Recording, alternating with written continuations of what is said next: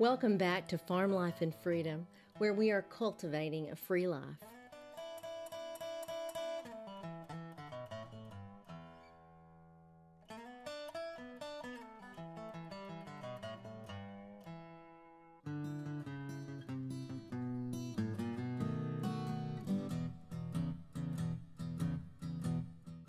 Hey guys, thanks again for coming back to Farm Life and Freedom. I'm your host, Amy Bell, and today we are going to be talking about time management.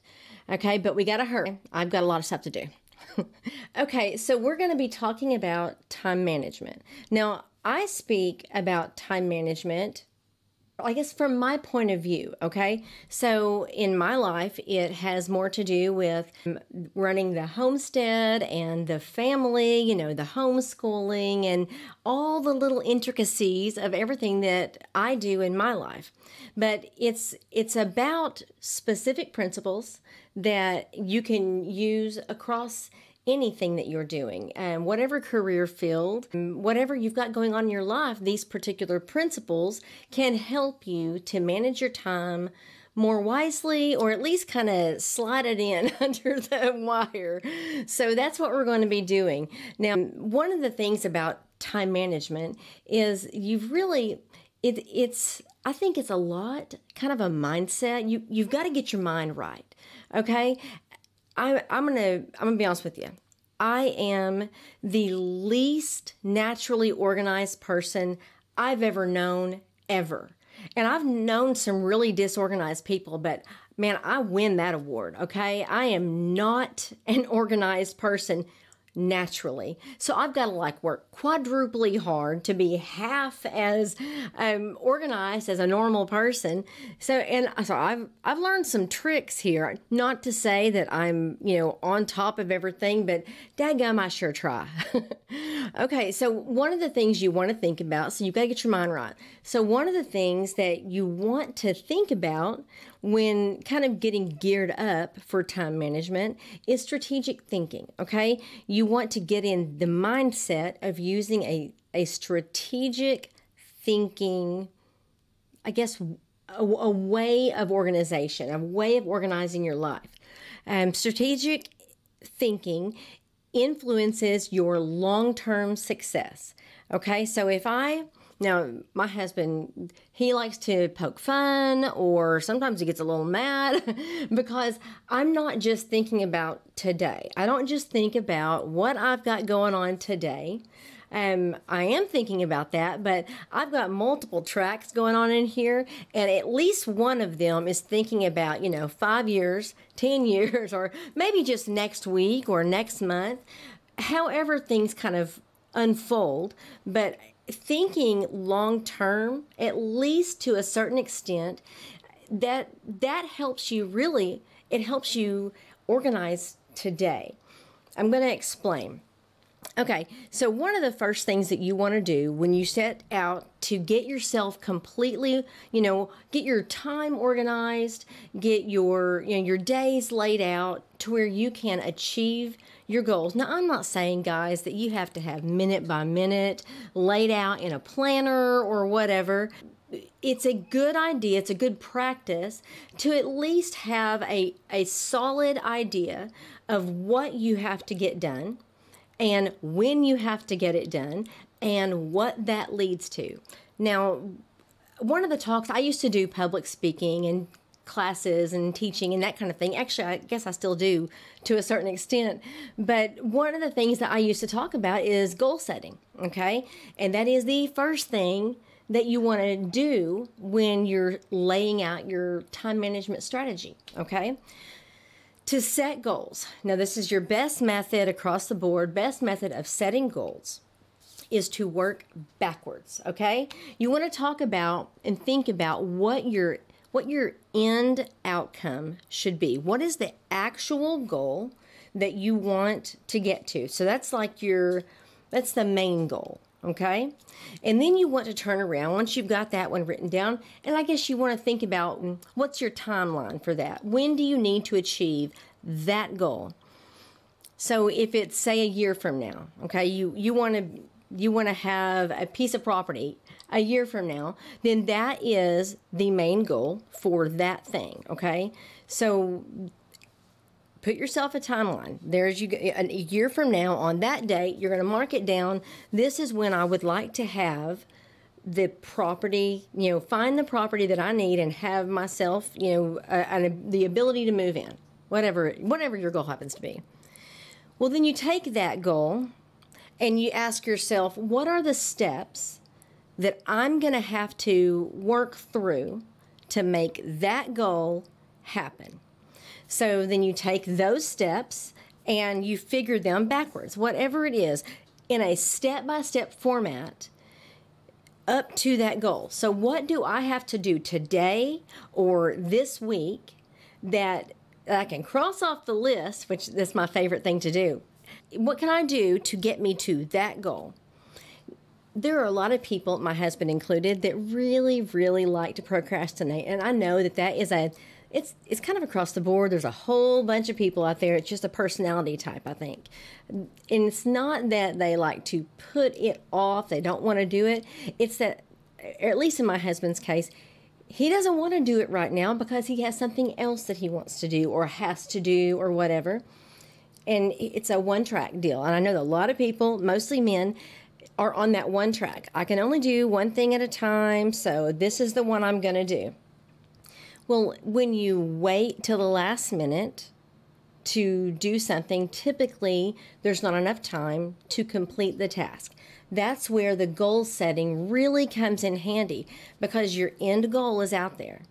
And as long as you work backwards and put new time goals for each of those steps backwards, then you can take little bits, one at a time, and work those out, okay? I did a speech in 4th grade. I won first for it. It was how do you eat an elephant? One bite at a time. And I'll never forget that, probably because of that speech. But that's one of those things. You take an overall goal and you break it down into doable pieces. And you set yourself a timeline and you just manage those particular parts of the puzzle that are right there in plain view. Okay, so that's the first thing. We want to set the goals. Now, I'm going to tell you another one. As part of this is write it down.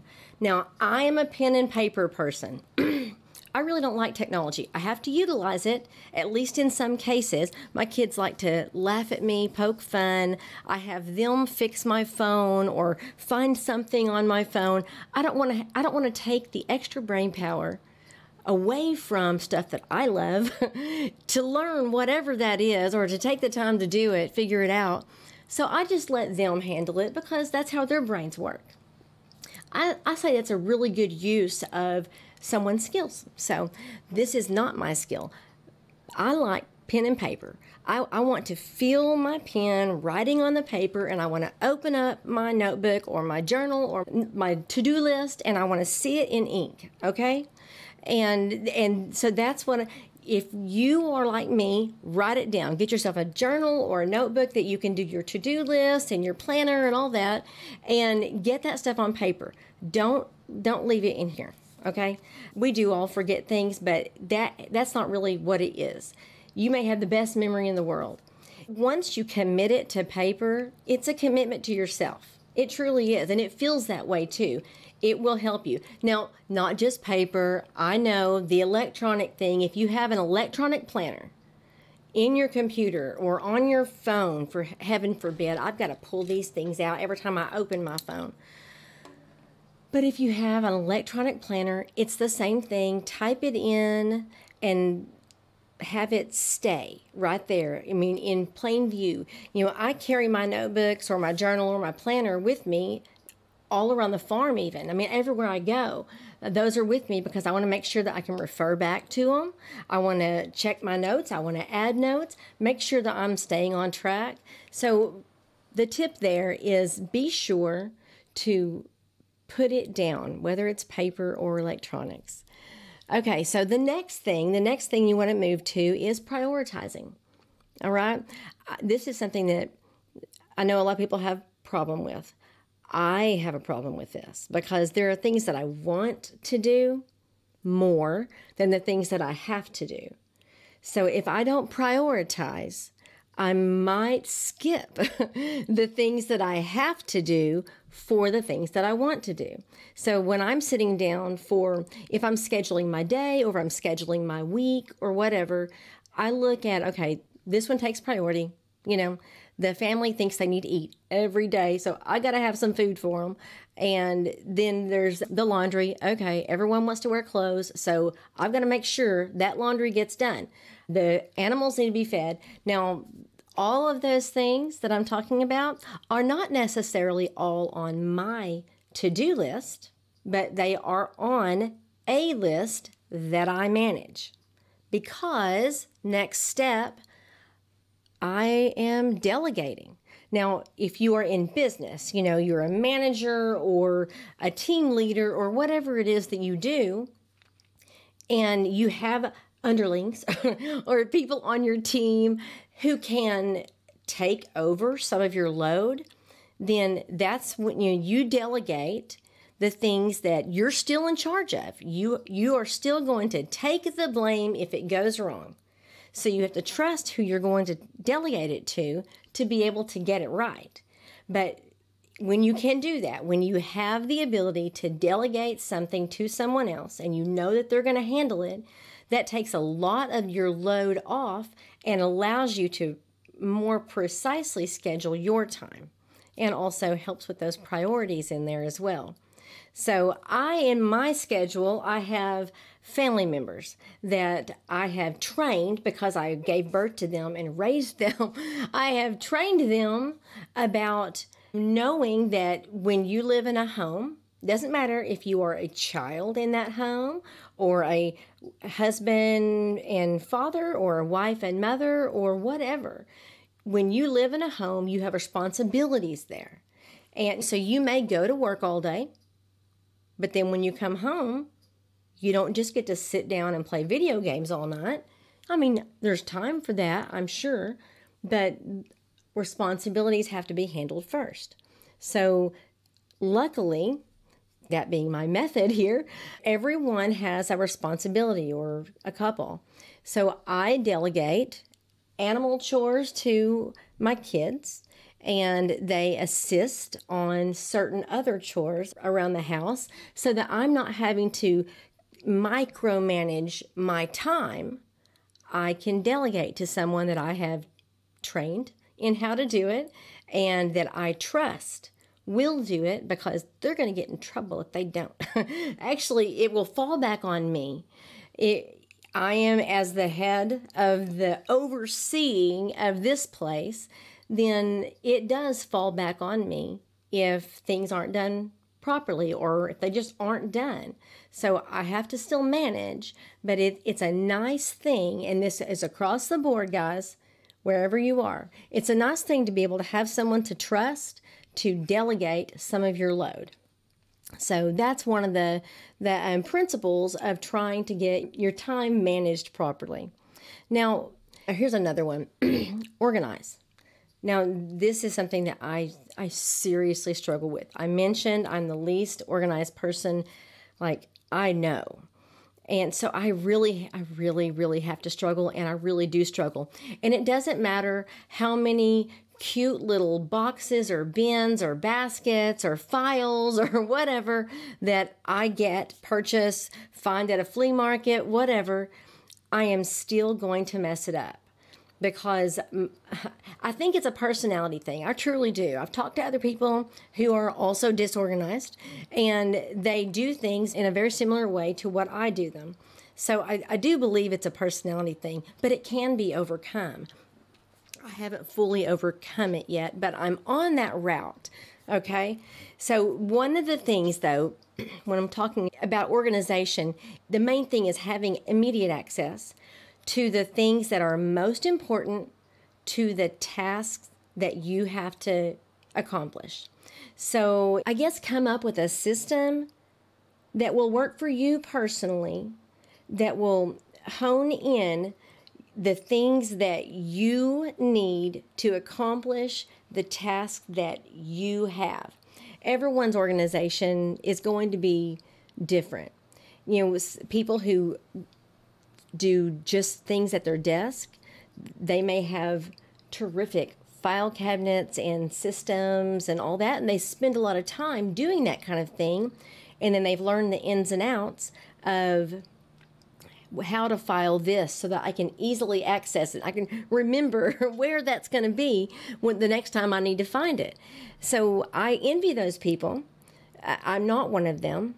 So I have to come up with other things. I love to go yard selling, guys, and I just found these cool, they're like wall baskets at a yard sale this weekend, and we just got through putting them up on the wall yesterday, and I was so excited. Oh my gosh, I'm going to get so organized here. I was just thrilled with myself, and I put a few things in there, and then a few minutes later, I was like, wait a second, what did I put in there? So I probably need to do some labeling. I'm working it out, guys. Everyone has to work out their own thing, for themselves. That is one of the principles. So I'm just going to keep working at it all the time and until I get it right. I'll let you know if that happens. If it's the day that I have to do the bills for the house and for the farm, then I better know where those bills are. I better know where my passwords are. All of that stuff. I've got to have quick and easy access to those things. Well, if I have just, thrown them, if I've got, some in this file and some in that file and they're just scattered about, then I'm going to fail at that job and someone's not getting paid and then someone's getting a notice or whatever. So Okay, so we've gone down through getting into the right mindset. We've talked about setting your goals and, down the line, wherever they happen to be, wherever they happen to fall, and set the smaller goals, that will lead you up to that. We've talked about prioritizing your schedule. So whatever happens to be the most important thing that needs to be on the top of your list, and then coming down the page, the things that are less and less important. Because if something comes up and you are not able to accomplish that list, whether it be a daily list or a weekly list, then at least you have done the most important things. Okay, so we talked about organizing, trying to get your life, the part that surrounds what you do, in order to where you can easily access the things that you need. We've talked about delegating to people that you trust so that some of your tasks can be taken off of your shoulders. And now we're going to talk about actually scheduling. Now, I love planners. I typically mess them up, or I give up before the end of the year. I'm just like, throw it. But I always have one by January 1st of the following year. I have a new planner and I try a new style of planner. I'm like, okay, this particular kind of planner, it's going to do the trick. I know that that's what my last problem was. It's not. but I always try. When I find that right, perfect planner, then I know that it's going to do the trick. So I schedule what I can for myself. Now, I've got lists out the wazoo. My daddy was a list maker, and I got that gene from him. I mean, my kids have grown up with lists. I'm constantly tossing lists out. Do this, do this, do this, And I love a list. I like to write down what I've got to do, and then I love the feeling when you mark it out. Do any of you guys ever have to do something additional that's not on your list and then go ahead and write it down so that you can mark it out? Because I totally do that. Things come up all the time. So, okay, on the scheduling, couple things about this. For one, when you schedule yourself, if you're doing it on a timeline, if you're doing it, say, from when you wake up or whatever, schedule yourself at your best times. Schedule the times that you have to do certain things. Try to make them at your best times. I am not a night owl, at least not anymore. I'm an early bird. My daddy raised me getting up early, and then the Army finished the job. And I love getting up early. That's just when I'm at my best. I've got more energy then. I'm like ready to rock, okay? So, but some people are grouches in the morning, and it might be noon before they even come around. And then they can stay up late and get things done. You want to try and schedule, the biggest portion of your workload in the times where you can get more done. I personally feel like, this is an Army thing, that you get more done in the mornings, but that's my personal opinion. You guys can figure it out for yourselves. But you want to utilize your best times because you will get more done when you've got more energy. Okay, now this one right here is kind of controversial. A lot of, if you look at some of the people who talk about getting organized, getting your time all planned out for you, a lot of people will tell you, don't multitask. What? I cannot not multitask. I'm a woman. I'm a female, and my brain is made that way. I believe God made us that way for a reason, because men can think of one thing at a time. I'm sorry, the men that I know can think of one thing at a time. They can do one thing at a time.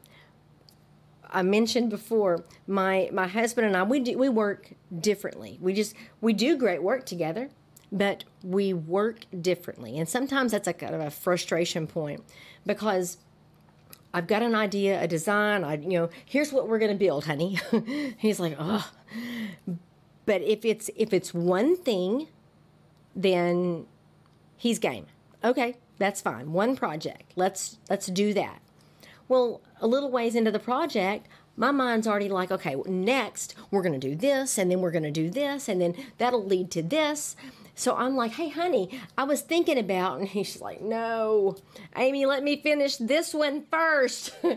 But I have to think forward. I can't just not. It's not how my mind works. At the same time, I can do multiple things at a time. Now, you have to be smart about it. You have to make sure that doing, like you've got a project and you're trying to multitask another one, you want to make sure that doing that other one actually enhances what you're doing and doesn't take away. And let me give you an example. If one of my projects is I've got to bake a cake, but the other project is I've got to dig a trench out at the back of the pasture, I cannot do those together. But if I am butchering and I also need to can, I can absolutely do those together because I'm in the same room. I'm in the same kitchen. And while I'm butchering, I can turn this way and watch the canner, and I can get all of that done at one time. I can get a whole bunch done, in fact, at one time if I schedule them that way. Sometimes that's called batching. Okay, so you schedule your day. Like if it's gonna be a cooking day, I tend to try and make those rainy days because I would prefer to be outside any time than inside, especially cooking. But I tend to schedule my cooking days on rainy days so that I'm inside, I've got everything laid out, and I will cook enough meals for a month, freeze them up, or then I'll be canning or what have you.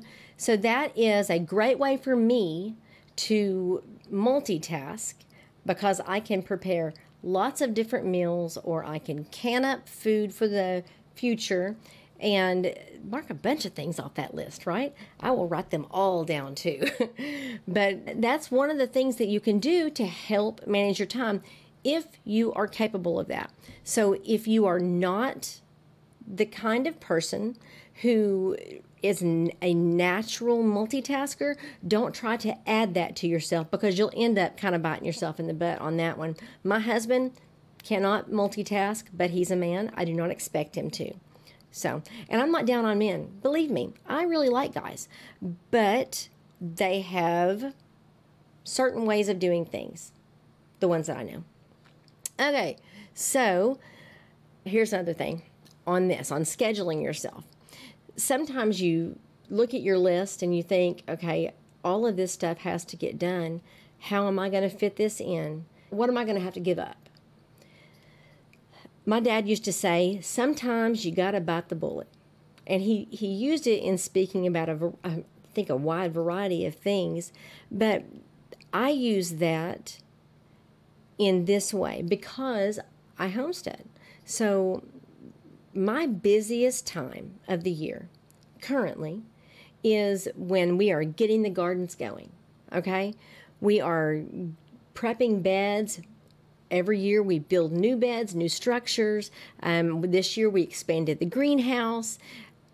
All of that is going on at the same time. I'm starting seeds, I'm transplanting seedlings, I'm fertilizing, I'm mulching. Of course, we've still got to mow and weed eat, and the animals have to be handled, and some times are just busier than others.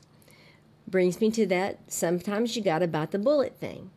Well, that's okay for me because I love to get up early, and I will start super early in the morning, and I'll just get going and until I simply cannot stand the heat anymore. I'll come in and cool off for a little bit. But then these days I have to add in the podcast or the blog writing and that kind of thing, so I still have to be able to fit it in. I like those busy times because it reminds me that the work that I'm doing during this really busy, hectic time is going to pay off because just not too long down the road from now, I'm going to get to sit back and kind of relax. I'm going to get in my pool. I'm going to float. I'm going to get some tan. I'm going to sit back and have a glass of wine and enjoy looking at all that I've done. And I like that. I like the fact that I can do that. But it comes after the hard work of scheduling myself in those really busy times. So yeah, I know that sometimes are just, you feel like, man, how am I going to get all this in? Sometimes it's a mental thing. Sometimes it's just telling yourself, you know what, we can do this. We're going to knock it out. Maybe you can look back at these lists of principles and work out some of it that way. Some people tend to adjust goals. Some people tend to reprioritize or take some things away. I'm just not that person. If I decided to do it, I'm just going to do it. And I mean, even if I have to work all night, I'll get it done. And then I'll enjoy it later. Okay, the last thing I want to talk to you about in this whole area is distractions. A lot of times when you do reading on time management, reading and studying on time management, they say to get rid of distractions. Well, I don't know how you do that.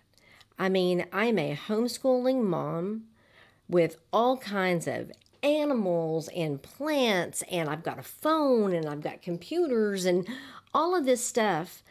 Then gotta cook, there's distractions. I got kids coming in here every few minutes saying, Mom, I'm hungry. Well, you just ate. Well, I mean, there's always a distraction. So you have to kind of work out your mindset, or you have to set in place some firm rules, not only for other people around you, but also for yourself. And the reason I say that, my kids are old enough now. I've taught them how to cook. If they're hungry, they can go get themselves something to eat. And the dogs do not listen. They're not going to do that. But if I work it out to where they're, in a cage, a kennel on the other side of the house, when I'm trying to, be without distraction on this side of the house, then that's me changing a rule, making a rule that prevents me from being distracted by that. Setting rules for the family. Hey, you know what? Between this hour and this hour, you guys leave me alone. You're on your own. Go do what you're supposed to do, and then you chill out and let me do my work. That happens here all the time. Typically, it's not on a schedule. It's when Mom's stressing out, trying to knock out the list. But that's one of the things. But you can also adjust your mindset. If you don't look at some things as a distraction, then sometimes they just become less of a distraction. I'll explain. I get irritated when I am in the middle of something and my phone is just blowing up, okay? It is blowing up. I can't throw the phone down. I can't put it in the other room because I have business things coming, in and all of that. I have to remind myself, I have to change my mindset, telling myself that's not a distraction, that's work. Even if it happens to be friends visiting, it's a part of it. It's a part of what I do. So if I'm going to have that phone for the business calls and texts that are coming in, then I also have the other ones coming in. So I adjust my mindset that this is an okay thing to have. This is not a big deal. This is not going to take that much time out of your schedule, Amy. So don't stress over it. So that's one of those things that it's changing your mindset, changing the way that you look at something. Because I know I'll stress my own self out by getting so stressed out about something that shouldn't be stressing me out. But that is time management principles in a nutshell. Okay, you can take these principles, and there's a whole lot more ways to look at it. There's a lot more little details that you can hone in on, but who wants to spend that kind of time, right? You can look at these basic principles and use those to schedule in whatever your existence happens to be, whatever your life happens to be entailing. If you are a business manager, or if you are a homeschooling mom, whatever it is that you're doing, you can manage your time. And it may not be perfect, it may not be down to the second, but it may help you to be able to flow on to the next things that you want to get to. I really hope that you've enjoyed this. I hope that it's helped you a little bit. And if you guys have questions, you can always contact me. You can comment. You can message me. Certainly get on our social medias. Farm Life and Freedom, we're on Facebook and Instagram and Twitter. And of course, you can get on my website, farmlifeandfreedom.com. You can talk to me there. And I would love to hear from you. And if you guys have any tips that you guys have come to, I would love to hear them. Man, I could use all the help I can get, right? Especially on that whole organization thing. And I know some of you out there are just super organized. So send me some tips. Help me out here. My next episode, I happen to already know, is going to be on homeschooling, okay? Now, I know some of you probably don't homeschool, but you may have friends who are homeschooling or who are considering it. So, or you may have grandkids that are coming up that might, potentially be in the need of that kind of thing. So it'll be a good primer, kind of the whole idea. A process, some resources, and that kind of thing. I think it's a really good thing that everyone's going to have to start looking at, because just this current situation that we find ourselves in as a country today. It's probably something that even if you don't have a plan to homeschool at this moment, you might want to have the information on hand just in case, because it may become very important in the near future. Y'all have a wonderful week. I hope you guys all have a great week, and we'll see you guys next time.